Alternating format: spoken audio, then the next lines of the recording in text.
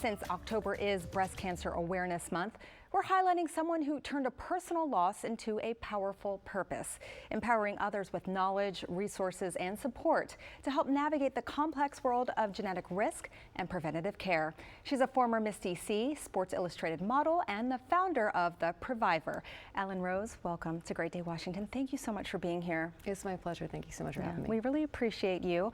Now, can you share the definition of Previvor, and also what inspired you to start your nonprofit?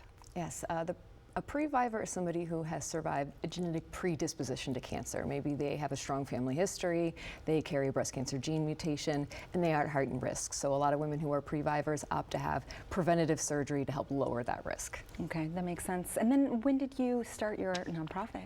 We started in 2019. It's kind of unbelievable to think just 6 years later. You know, yesterday we had a billboard in Times Square, and really incredible that it has grown the way that it has, but the community has just been so receptive of women who want to know about their risk and what they can do. Yeah, looking back, can you believe how much strides you have made in 6 years? Well, when I had my preventative surgery in 2015, it felt, it's not that long ago, but it was still the wild, wild west of the internet when it came to resources for women who had breast cancer or who were trying to prevent it. And I was just telling some of the girls off set that I had just finished law school. I really didn't want to be a lawyer, and I knew that there was a lack of resources for women. So I sat down, I built this platform, and I cannot believe that 6 years later it's, you know, translated into 130 languages all over the world. It's really amazing. Wow, and I looked at your platform and it is phenomenal. The one thing I noticed was the risk assessment calculator, and I'll be honest, Allyn, I'd never seen that before. And I thought, wow, it's so quick, you can just do it. And I know that there were several models.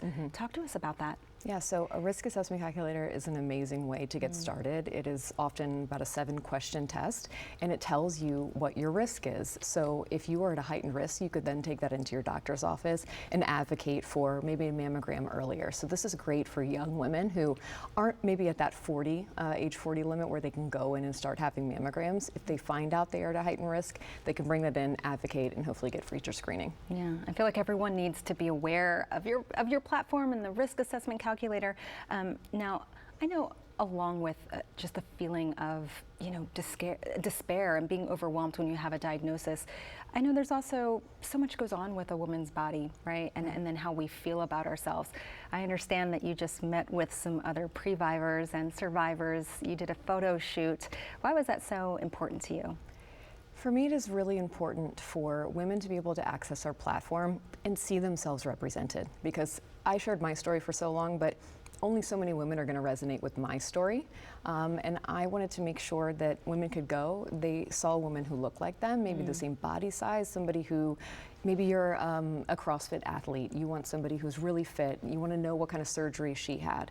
So having women come together, build community, see themselves represented, I think is such a powerful tool for women who are navigating this. Yeah, what was it like to be together with all these women? It was amazing. This is the second time that we've done this, but it was really, it's just such a girl power day. We have an all-female team come in, they celebrate these women, survivors, previvors, all stages, different types of reconstructions, different backgrounds, and they all can share their story.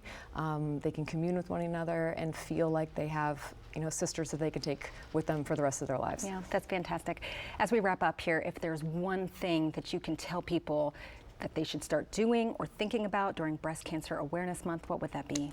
I tell everyone the #1 thing is to learn how to do a self-breast exam. Over 50% of women find their own breast cancer, and it's usually accident or through a self-breast exam.